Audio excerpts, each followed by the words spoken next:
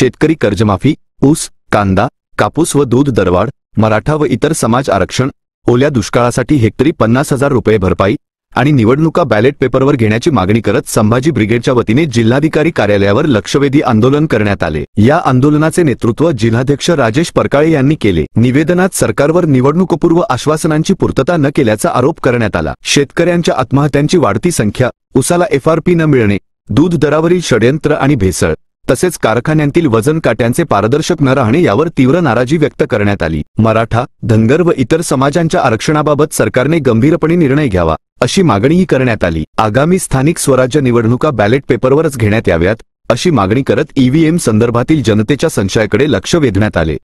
आज अहिल्यानगर संभाजी ब्रिगेडच्या वतीनं जिल्हाधिकारी कार्यालयासमोर शेतकऱ्यांच्या समाजाच्या विविध मागण्यांच्या अनुषंगाने लक्षवेध आंदोलन करण्यात येत आहे। ज्या बाबी यापूर्वी सरकारने स्वतःहून जाहीर केलेल्या आहेत, म्हणजे कर्जमाफी करू, शेतमालाला हमी भाव देऊ, दुधाला 70 रुपये लिटर दर देऊ, कारखान्यावर चोरी ऊसाची होऊ देणार नाही, ह्या घोषणा या बाबी या सरकारच्या आहेत। मराठा आरक्षण देणार, धनगर आरक्षण तात्काळ देणार, ह्या मुख्यमंत्र्यांच्याही घोषणा आहेत आणि याच घोषणांचा त्यांना विसर पडला। 8 महिने झाले, 7-8 महिने झाले तरी त्यांना जाग येत नाही। महाराष्ट्रात दररोज 2 ते 3 शेतकरी आत्महत्या करतायत। अशा पद्धतीने या राज्यामध्ये अतिशय दुर्दैवी परिस्थिती आहे। शेतकरी अत्यंत कठीण परिस्थितीत आहे। यावर्षी प्रचंड पाऊस झाल्यामुळे अतिवृष्टी झाली आहे आणि त्यामुळे शेतीचे पिकं वाया गेलेले आहेत, शेत्या काही ठिकाणी वाहून गेलेल्या आहेत आणि त्यामुळे शेतकरी आणखीनच अडचणीत आलेला आहे आणि म्हणून या ठिकाणी ओला दुष्काळ जाहीर करून शेतकऱ्यांना तत्काळ 50,000 रुपये हेक्टर प्रमाणे रक्कम नुकसान भरपाई म्हणून द्या, शेतकऱ्यांना कर्जमाफी द्या, मराठा धनगर आरक्षण तत्काळ लागू करा। हे लागू करताना, हा प्रश्न सोडवताना समाजामध्ये मराठा, OBC किंवा इतर जातीय संघर्ष होणार नाही, तेढ निर्माण होणार नाही याची काळजी ही सरकारने घ्या।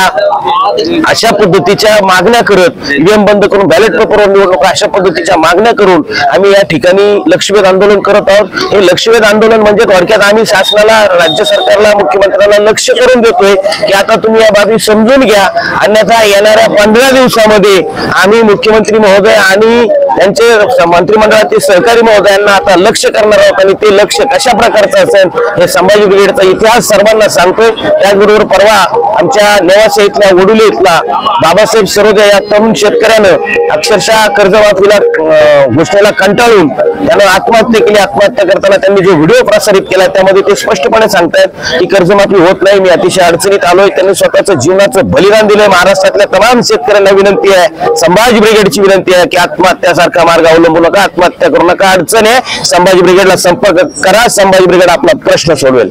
आज 21 ऑगस्ट रोजी महाराष्ट्रात सर्व जिल्हाधिकारी कार्यालयासमोर संभाजी ब्रिगेडच्या वतीने लक्षवेध आंदोलन छेडण्यात येत आहे। हा लक्षवेध याच्यासाठी आहे की देवेंद्र फडणवीस साहेब ज्यावेळेस सत्तेत नव्हते त्यावेळेस त्यांनी याच्यातल्या बऱ्याचशा मागण्या त्यांनीच केलेल्या होत्या आणि आम्ही त्यांचं लक्ष वेधतोय की देवेंद्रजी तुम्ही आता सत्तेमध्ये आहात, मुख्यमंत्री आहात, सरकारमध्ये आहात, सरकार हे मायबाप असते, शेतकरी, कामगार, कष्टकरी सर्व समाज अडचणीत आहे। तुम्ही 2024च्या आताच्या विधानसभेत प्रचारात सांगितलं होतं की मी सत्तेवर आलो तर शेतकऱ्यांचा 7-12 कोरा करेल। सत्तेवर येऊन तुम्ही 8 महिने झाले, शेतकरी खूप अडचणीत आहेत, तुम्ही तात्काळ कर्जमाफीचा निर्णय घ्या म्हणून आम्ही तुमचं लक्ष वेधतोय।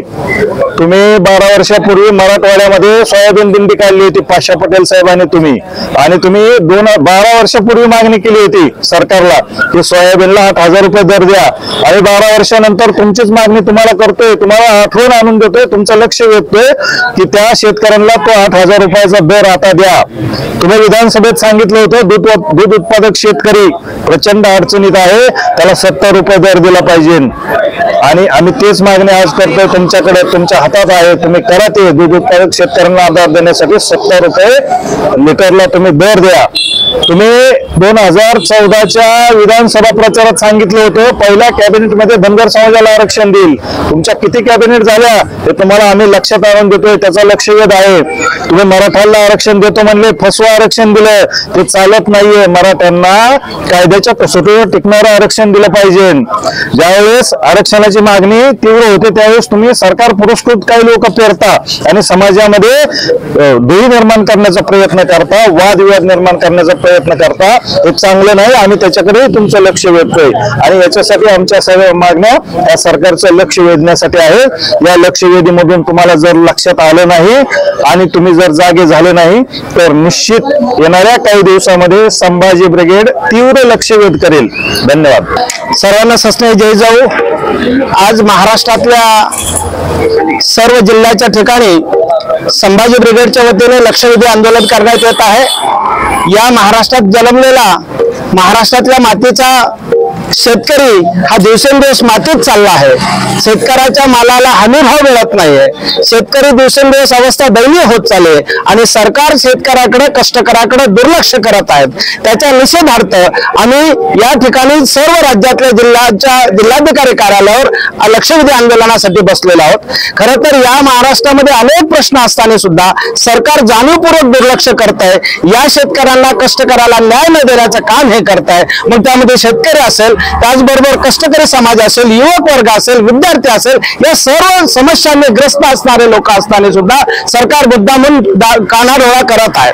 त्याचबरोबर या महाराष्ट्रामध्ये अनेक समाजाचे, मग मराठा आरक्षणाचा प्रश्न असेल, धनगर आरक्षणाचा प्रश्न असेल, त्याचबरोबर ओबीसी मध्ये आम्ही जे मराठा आरक्षण ओबीसी मध्ये मागतोय तो प्रश्न असेल, हा प्रश्न सुद्धा सरकार प्रलंबित ठेवतंय, जाणीवपूर्वक देत नाही का काय असे शंका आल्यामुळे आम्ही या ठिकाणी जिल्हाधिकारी कार्यालयावर हे लक्षवेधी आंदोलन केलेलं आहे. आणि आमच्या या निमित्ताने सरकारला नम्र विनंती आहे का जर सरकारने आमच्या मागण्या मान्य केल्या नाही, सरकारने आमच्याकडे दुर्लक्ष केलं तर यापुढे अतिशय तीव्र स्वरूपात आंदोलन करण्यात येईल आणि त्याची संपूर्ण जबाबदारी ही सरकारची राहील. हाच या निमित्ताने सरकारला इशारा देतो. थांबतो. यावेळी जिल्हाध्यक्ष राजेश परकाळे, प्रदेश उपाध्यक्ष अण्णासाहेब सावंत, महिला आघाडीच्या जिल्हाध्यक्ष राजेश्री शिंदे, जिल्हा कार्याध्यक्ष सुदाम कोरडे, जिल्हा महासचिव निलेश बोरुडे, श्याम जरे, अरविंद गिरंगे, लक्ष्मण गायके, राजू काटकर, सोमनाथ गोपाळे, आदिनाथ काळे, शरद जोशी, अभि मेढे, अच्युत गाडे, विठ्ठल देठे, सचिन काकडे, महेश दानवे, संतोष कोकाटे, घनश्याम काळे आदीचा पदाधिकारी व कार्यकर्ते मोठ्या संख्येने उपस्थित होते. प्रतिनिधी यतीन कांबळे, अहिल्यानगर.